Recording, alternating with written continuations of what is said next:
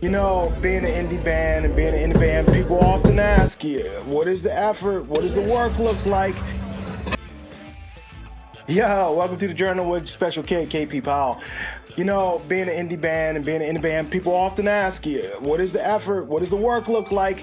There's an amazing number of people who want to know the background, so decide to try something here and every week give you an idea, give you a view of what it's like to be in an indie band, give you a rundown of kind of what we did in the week and what we're doing to build ourselves from a small, cool band in Atlanta, and people are starting to get to know in the Southeast region, to just trying to build us out there to something bigger in the world.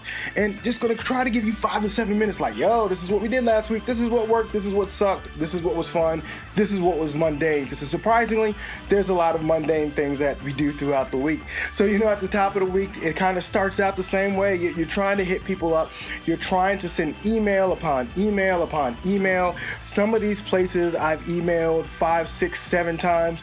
If I remember my sales information correctly, you got to reach out to somebody 10 times or so before they give you an answer, yes or no. And then usually, even if they don't give me a no, I'm going to keep on bothering them until they give me an answer, yes or no. And so I think for this week on Tuesday or Wednesday alone, I try not to send emails Monday. So on like Tuesday, I think I sent out somewhere around 60, 70 emails, something to that effect. And I do this business style. Like I have my CRM, I have stuff that reminds me like send this out. And so I do that and I try to personalize it.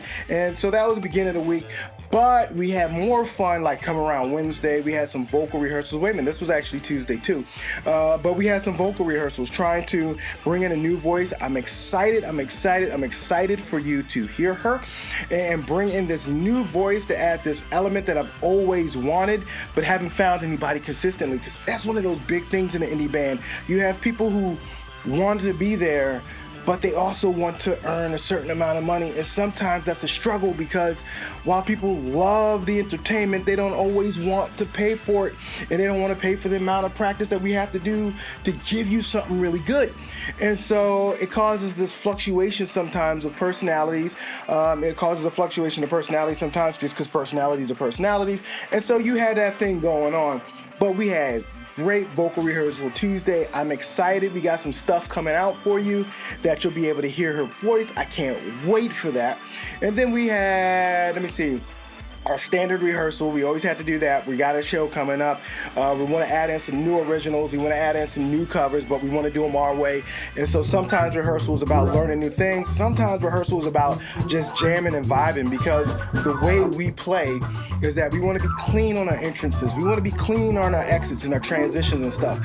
But when we're in the song, y'all, we want to vibe and enjoy it. So if you get a chance to come see us, please come see us, because you'll see it. You'll see it that we're vibing in the moment in the middle of this song and just riding and have a good time. And we want it to be the same for you. And so you practice that. Sometimes it's practicing by just jamming on the song and feeling it out, feeling where the heart of it is. Sometimes it's real technical by practicing where's the beginning of the song, where's the end of the song. So this week, this rehearsal was more about practicing a lot of the technical, like where does the song begin? How many times do we do this section here? How many times do we do that section here? And you, if we're jamming, what are you doing the whole time we're jamming, right? So that happened. Then we also had a photo shoot, because we had to take some pictures. We needed some updated pictures, and this wasn't this like super organized with a photographer photo shoot. Y'all, we're indie. Sometimes you do things on your own.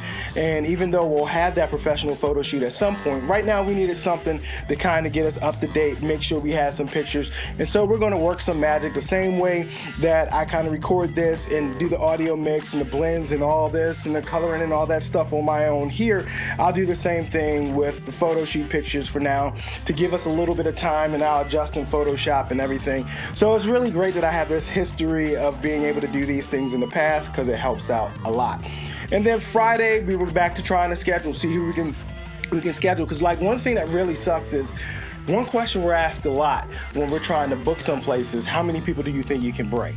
And whether they're going to say yes or no will depend on how many of you actually will show up if we perform somewhere. So that's why it's extremely important that not only that we have fans who will show up, that we have people who are on social media that follow us, but also that we have people who we know that we can say if we do a show, we're going to get 20 or 25 people out, because there's one place I hit up maybe about 7 or 8 times who finally responded back and said, this larger group is coming into town. They're looking for somebody to open. And they reached back out to me because I had reached out to them so many times. And they said, how many people can you bring? And I can give the number and just hope from there. But the more people we can bring, the more of you that show up for a show, the more it makes it easier for us to be able to go out and do stuff. So we had that where we had somebody reach back out to us. So that's kind of exciting for us. We had a place that was already on the books, which unfortunately I guess changed managers. So we're trying to figure out if that means we'll still be able to do the show on the book or not.